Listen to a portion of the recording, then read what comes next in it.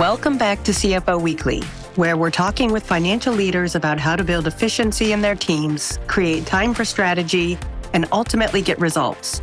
This podcast is brought to you by Personiv, the trusted leader in finance and accounting outsourcing for over 30 years. See how Personiv's customized solutions can help you streamline your operations with teams that start as small as one. Visit the website at personiv.com to learn more. I'm your host, Megan Weiss. Let's jump right in. Today, my guest is Daniel Yubi. Daniel is a fintech entrepreneur from Cancun, Mexico, and the founder and CEO of Payable, which is a treasury operations platform based in the UK. Daniel, thank you very much for being my guest on today's episode of CFO Weekly. Hi, Megan. Really happy to be here. Yeah, I'm excited. Today's discussion is going to center around three main topics: embedded finance, finance business partnering, and collaboration between CFOs and product teams. We've got a lot to learn from you, so let's get started. Yeah, well, Megan, thank you so much for having me here. I'm Daniel. I maybe hear a little bit of an accent. This accent is a Cancunian accent. I'm from Cancun. I would say probably there are not a lot of fintech founders from Cancun. My career has been mostly in product. I used to lead product at checkout.com. That's where I realized that we had to build this kind of payable company or the payable product. And we'd love to share more about everything I've done from payable to checkout and how you can partner with finance teams. Yeah, absolutely. So like you said, let's start with your career journey and how it is that you got to leading your own company. Yeah, so just for background, for many of you to the listeners here, I used to be a lawyer back in the old days. And even though I have nothing against lawyers, I prefer being, behind the scenes in a laptop, just doing a little bit more like programming, or some people might say nerdy things rather than being in front of the judge presenting lawsuits, which I used to do before. I joined a company called Clip ages ago. This is like mobile POS. Think about how a taco stand can accept card payments. This was back in Mexico City. And I find it fascinating how suddenly a business has the opportunity or a way for them to get card payments. And that was my first time I ever run into fintech.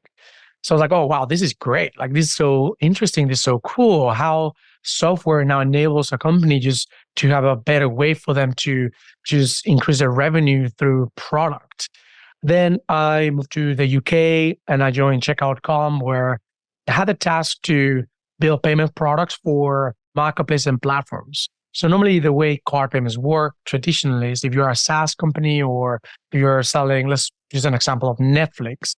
When you go to Netflix to buy something, the payment is really simple. It's Megan, put in the card, and then they get streaming videos from Netflix and happy days. That's just basically how it is.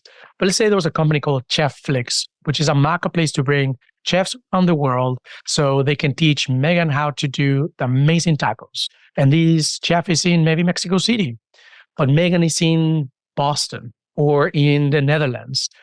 That changes the whole thing of how money needs to be moved, because money in Megan is on Europe. Maybe Chefflix is based in Ireland, but the Mexican chef is in Mexico City. So how do you make sure that all money can move in the right place? So the finance team, the CFO in this company, can track cash really easily between their merchants' money, their money, and their customers' money. So I was tasked to do this at checkout.com. And I started going more into the details. I realized that the more fintech products you're building, the harder sometimes it is to track money. And now that we see that many SaaS companies are adding more revenue through payments, it becomes really, really hard to understand the cash. So I had a chat with a good friend of mine. His name is Raz. He's our CTO. He was director of engineering as well at checkout.com. And we started Payable, which is treasury operations solution. But that's how the journey ended up coming to becoming a founder. Many people think, hey, just someone has one idea, and then because of that idea, you do the jump and then everything works out. That's not the way it works. Or myself, I had many bad ideas, and just by iterating a lot, that's how you ended up with making the jump to say, I need to solve this. Because if I don't do this, somebody else will want to do it. So how is Payables differentiated from the competition? What was the need that you guys were filling? Yeah, I think the problem with the CFO back office tool right now is that you get different products that are maybe verticalized. Maybe you have an accounts payable product, maybe you have an accounts receivable product, maybe you have NetSuite or any of the big ERPs, and you have bank accounts and you're using a bunch of PSP. Like you have a lot of this data, financial data that is not really talking to each other.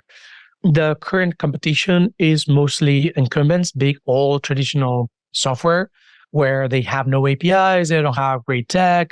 Sometimes they don't even are in the cloud, which is crazy. Whereas we come all from a fintech software background where we can just build really quickly with new modern tech that just makes the life of the CFO and the financial controlling and treasury team just way easier. Also because we are tackling the problem through how do we aggregate these sources, which could be your bank account, your invoices, your ERP data. We make your finance function, everything around the finance tooling to talk to each other. And if the finance data talks to each other, then it's easier for you to take control of your cash, understand where to cut corners in terms of money spent, et cetera, et cetera, et cetera. But to keep it very simple is not a lot of companies are not really targeting mid-size. They go either very enterprise or very small. There's this amazing market of companies where they would love to have a treasury management solution, but they don't want to pay a lot of money for these really old incumbents. So let's switch gears for a bit and talk about the role of CEO. How have you seen this role evolve over, let's say, the last 10 to 15 years? And what does the profile of a modern CEO look like? Yes, I would say we had the luck that in the last 10 years, we had a bull market.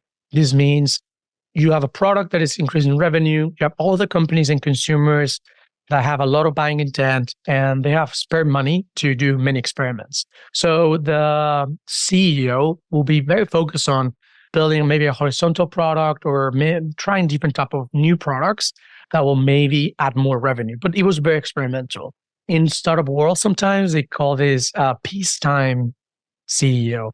Peacetime CEO is things are working, you are growing, you don't really are worrying about many things, just to think creatively on maybe building new products and new revenue lines in the company.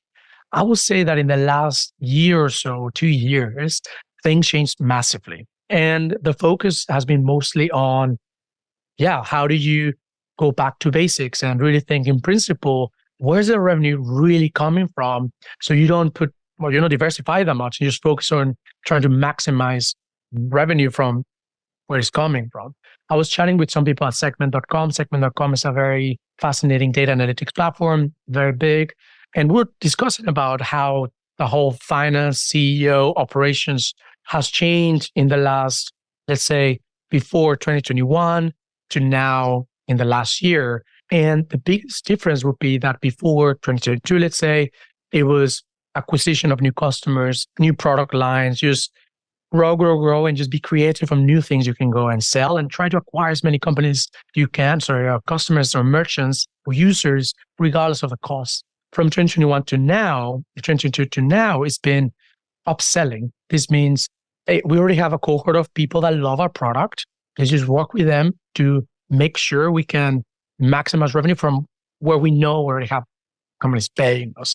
And that's a massive shift. I will also add to this, there's this aspect of a wartime CEO that has been more the reflection of what we've seen in tech, at least in the last year and a half. And these wartime, which sounds very dramatic, right, is, the world now is not the best spot, right? We need to cut corners, we need to cut costs, we need to just go back to basics, but you cannot afford waiting. And that's why it's like you have to have a tour because you are going against the market and you need to make sure you have to go and survive. What is a modern CEO? I think a modern CEO is a very interesting question because I think the goal of a CEO ultimately, right, if you think about principles, is the CEO should have or make sure that the company has money in the pocket. That's because they are increasing revenue or there's investment and there's a direction of the company. So they're going in the right way. Next market, next product line, whatever that is.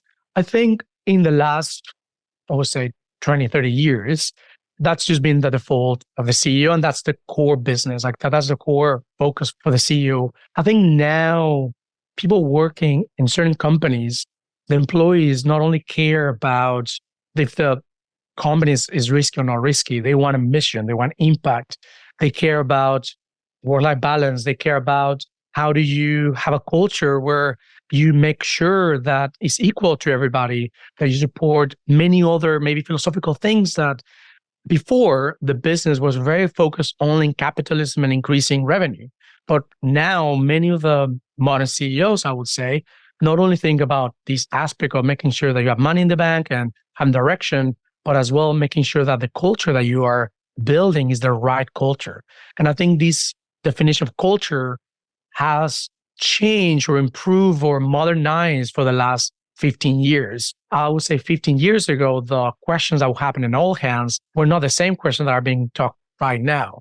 We've seen examples of companies out there where even inside the organization, they're talking about political things or things are happening in the news. We, Payable, were still small, where we're able to stay small to discuss many of these things internally. But if you have 2,000, 3,000, 5,000, 10,000 employees, you will definitely have to make sure that the modern CEO is also taking care of the modern thinking of everybody that's working with you.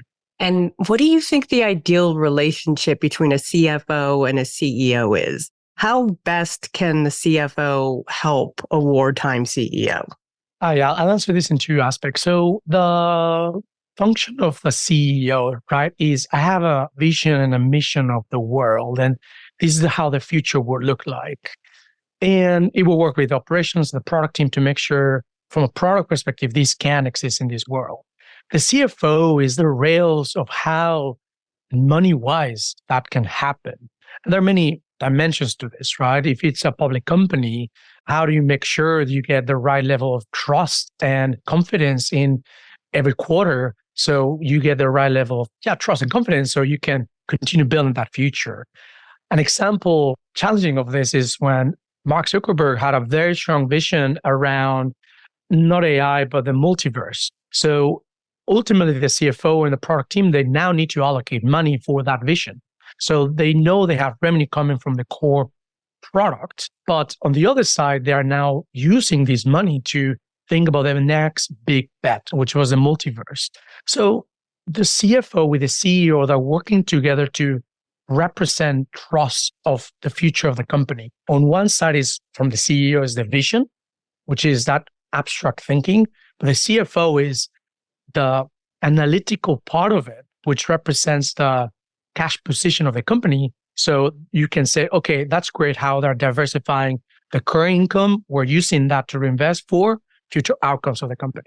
When you move to wartime CEO, it's the same way, but instead of thinking about future creative thinking for using or allocating some of that money for new products, is more, okay, if we go now in the P&L balance sheet, where's the revenue coming from? Where's pricing coming from? What is the unit economics coming from? What's happening at the lower level of detail all the way up to strategy from a finance perspective to maximize returns? An example of this that we're chatting with one of our podcasts, this was with Drew. He was an early finance leader at Wise and was there all the way when they were listed in the London Stock Exchange. The finance team had the task to really understand the unit economics of every product line.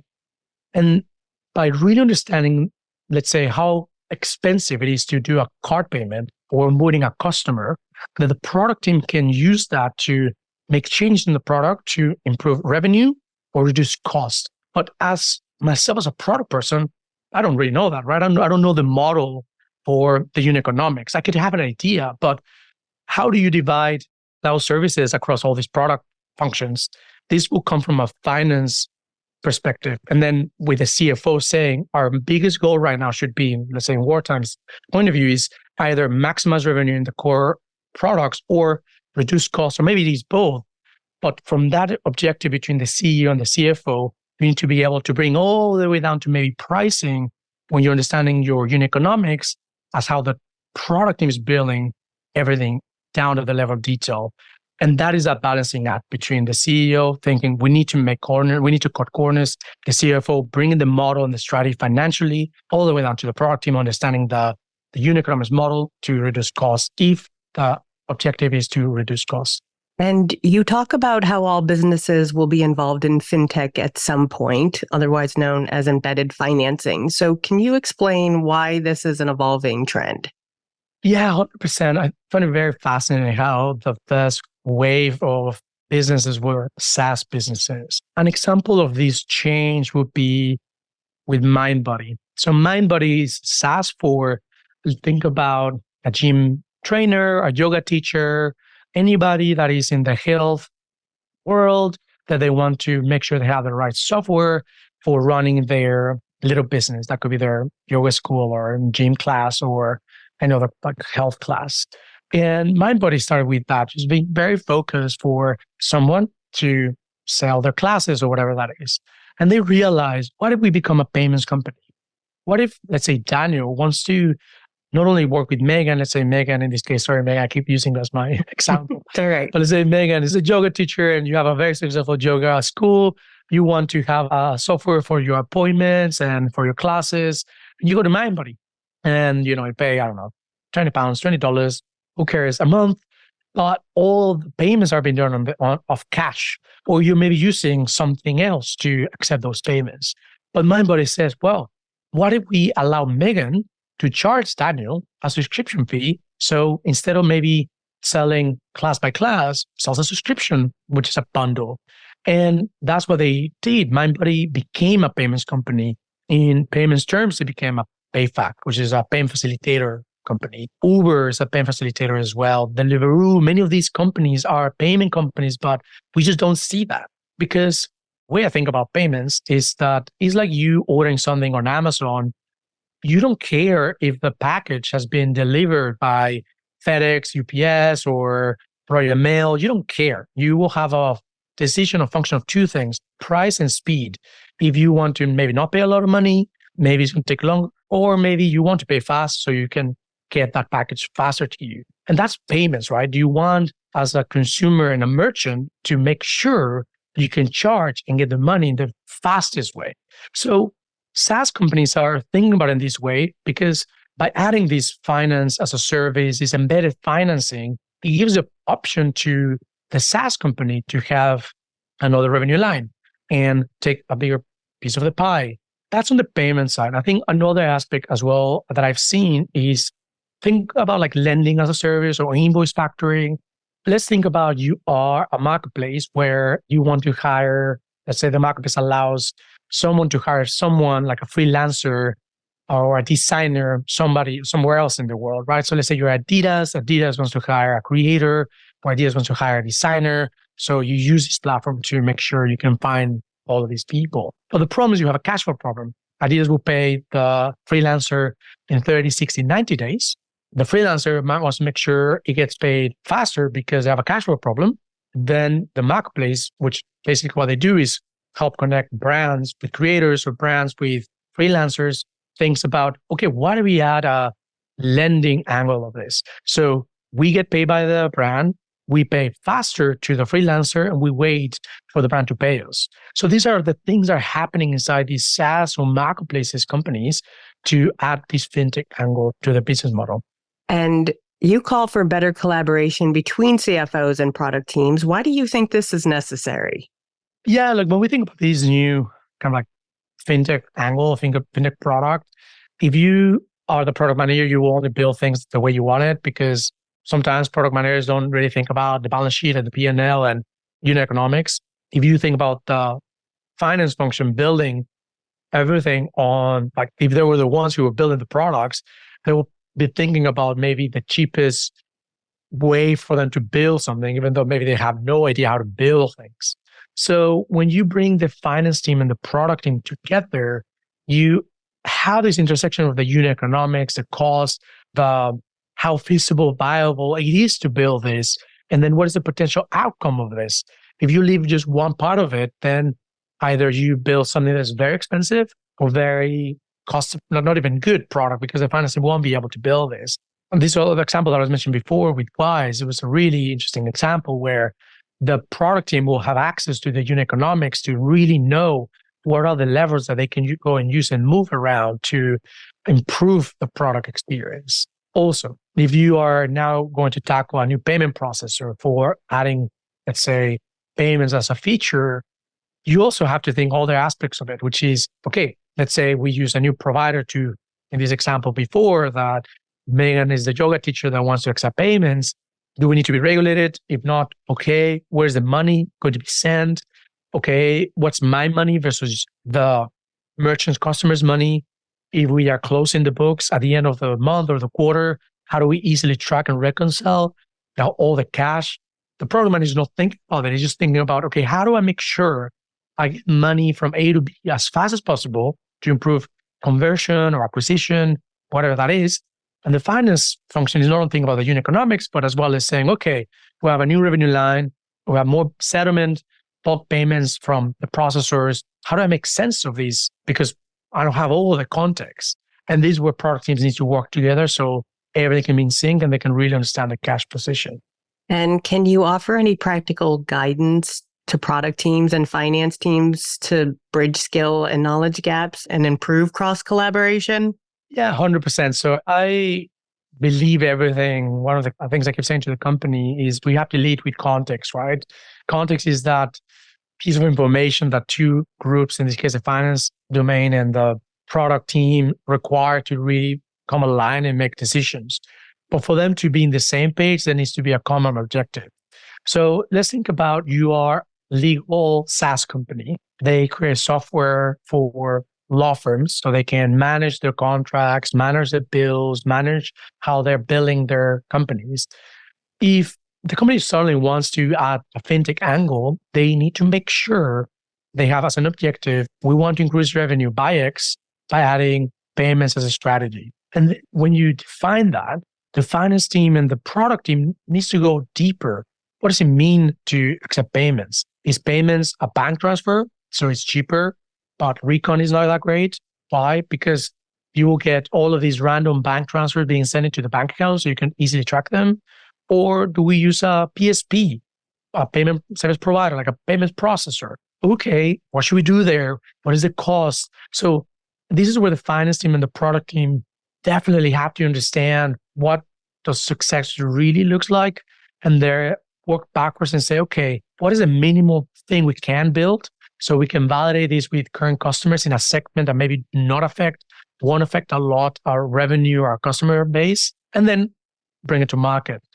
Normally, product teams were very used to moving fast and building things really quickly. I will say finance teams are more risk averse. They prefer to, that's why they love spreadsheets. They have control because they can run the formulas and be lookups to really understand what's happening. When the CFO brings the objective with the CEO to say, hey, we believe we can increase revenue by adding this new product line that is from payments, then the finance team and the product team needs to balance in a way to say, okay, what can we build fast without making the finance team feel that they are in a black box, they don't understand anything, for them to close the books and just, if they get audited, they can really understand their accounting. And let's talk about risks and regulatory frameworks for a second. You're moving money in a global marketplace. I'm sure there's a lot to think about. So do you have any advice for managing these constraints? Yeah. So one of the things that happens is that in the US, you have a more flexible law or regulatory scrutiny compared to UK and Europe. Here in the UK and in Europe, we have something called PSD2. And there are many nuances of that, but basically says, okay, if you are accepting payments because you're a fintech angle marketplace, as a really good example, that means that you are not allowed to hold money that belongs to your customers.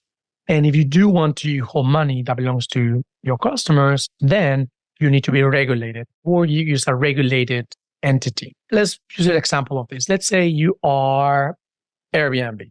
So to keep it simple, you as a consumer, as a person, I want to go and stay here in London in a beautiful flat. And Megan, in this case, is renting her flat to me. Well, after payment goes through, the money is going to stay in an escrow account. It's going to stay like in somewhere. So then if I'm happy, money needs to be sent to Megan minus Airbnb's fees. So what happens in the UK, though, is the marketplace, which will be an Airbnb equivalent, they require to use a regulated entity so they know what money is Mega's money and what's their fees and the rest of the money. Normally, the way this is called is corporate cash, which is for your bills, your invoices, everything that is for you to run the business. And then your client's money, which is in the UK is called safeguarding, which are you're protecting, you're saving, you're making sure this money is protected from Megan. What happens then is that these marketplace grows and realize, oh my God, we can make so much money and we should be fully regulated. We should become a payments company, which is what we're discussing before. Then they teach these payment processor and they take over to be a licensed payments company. So they can hold money for, in this case, Megan. So the key thing here, and my advice is you really need to understand the law because there are certain business models that look like a marketplace, that appear like a marketplace, that makes you think that you need to be regulated where you don't have to be regulated. You can still store customer funds. Of course, you need to make sure you track them, but you can just make sure that it's reconciled to send them to your customers. This is called an agent exception in the whole world. But if you are regulated, you need to make sure you track money very, very, very well. We've seen companies in the last couple of years, like FTX and many others, where they found loopholes they did not track customer funds and they moved money in the wrong way. But the key thing here is you should understand your business model. You should understand how money moves through your system. What is the business model you have, not for the investors, because for the investors, you're a marketplace, but for the authority, if you're a financial contract authority here in the UK, who are you? What are you really trying to do? And same in the US, right?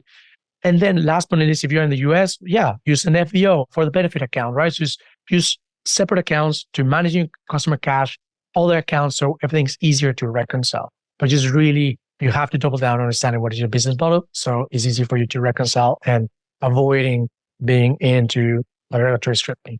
And can you share your experience of how the use of data-driven decisions has impacted financial planning, strategy, and overall financial performance for you? Yeah, 100%. So I think if you're not able to track your performance right now, or you're not able to track where money is coming from, then it becomes really, really hard. So one of the things that we're building right now at Payable is you have your normal accounts, your P&L, your balance sheet. Then you have your bank account as well, which is all the bank money that's going into your account. One of the interesting things that we're seeing from customers is how do you forecast your P&L in a way so you can easily use all the upcoming bills against any modeling that you want to go and make sure you want to make changes to. That's one example of this is I think we've seen forecasting tools that they use everything that left the bank account and then you say, hey, please increase my model by 10%, 50%, and then you run that very linearly.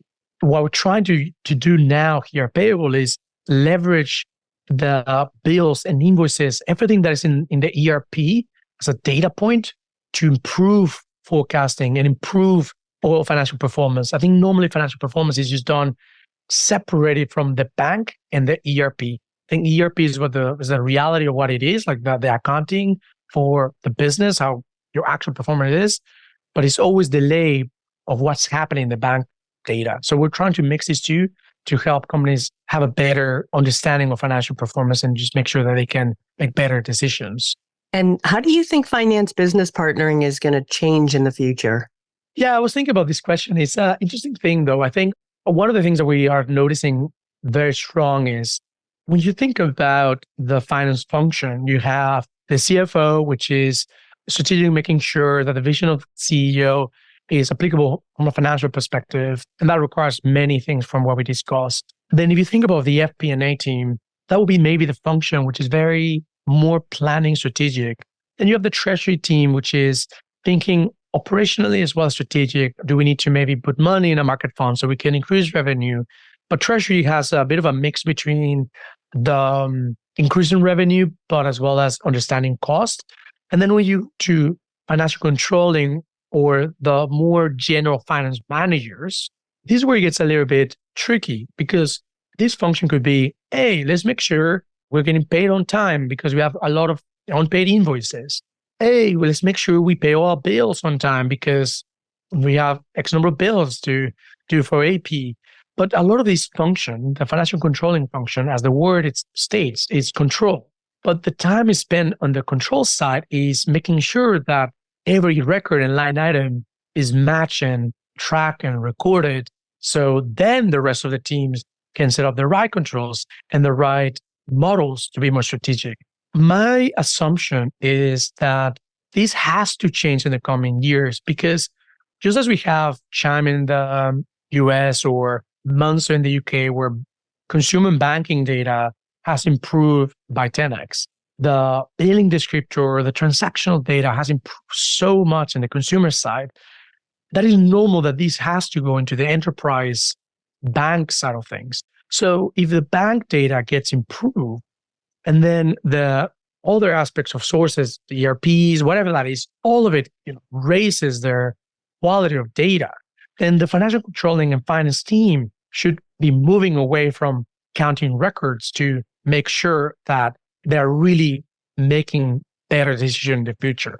That's one part of it, which is we have these bank connectivity data normalization problem.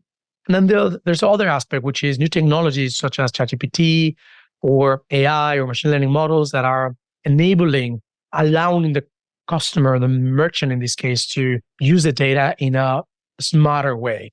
Because as we mentioned before, everything's contextual, right? So when you're making a decision to maybe reduce costs or do a financial modeling or reconcile a payment, it is the financial controller that is using different data points to make the right judgment call with the context that it has.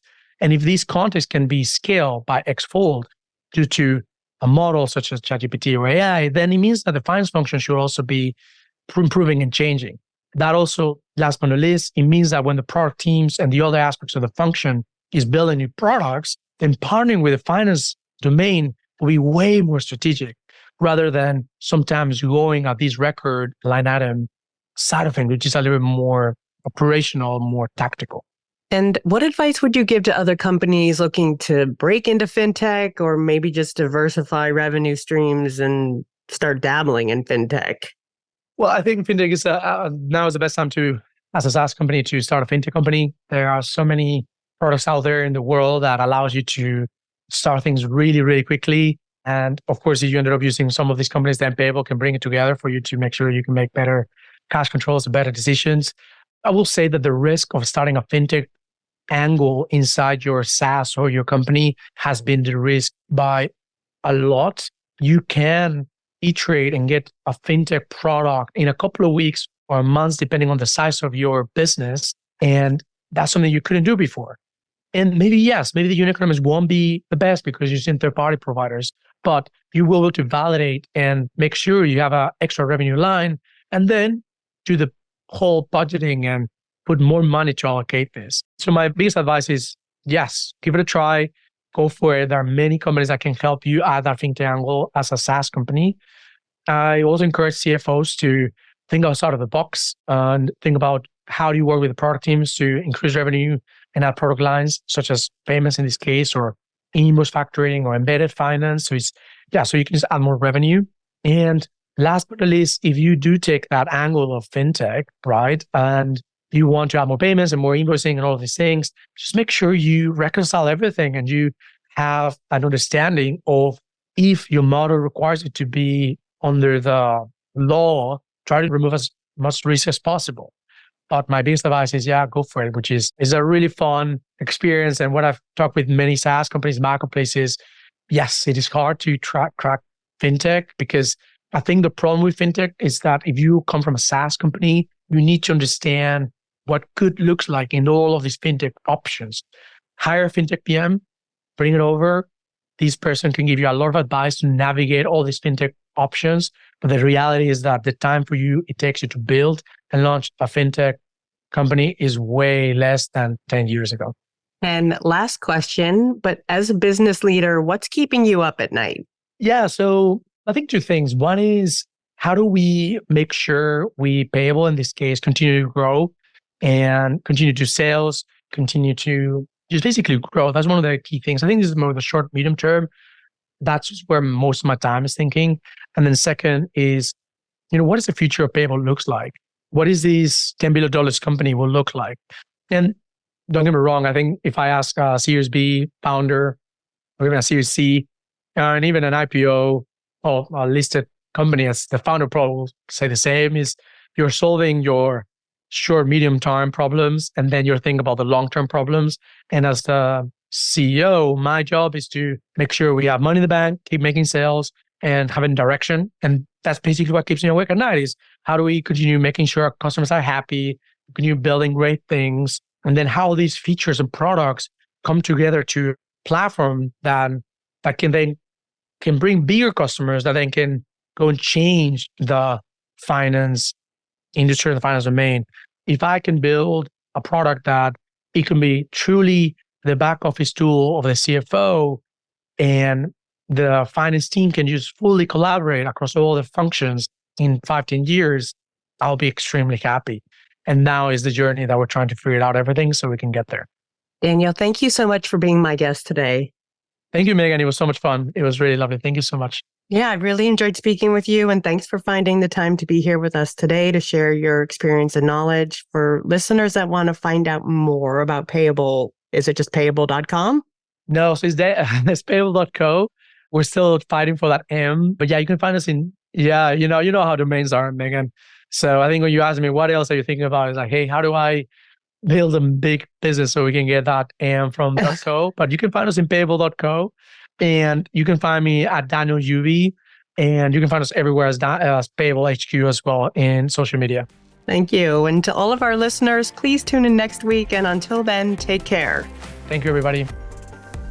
You've been listening to CFO Weekly, presented by Personiv. Please subscribe wherever you get your podcasts to hear all of our episodes. Want to learn more? Check out personiv.com. Thanks for listening.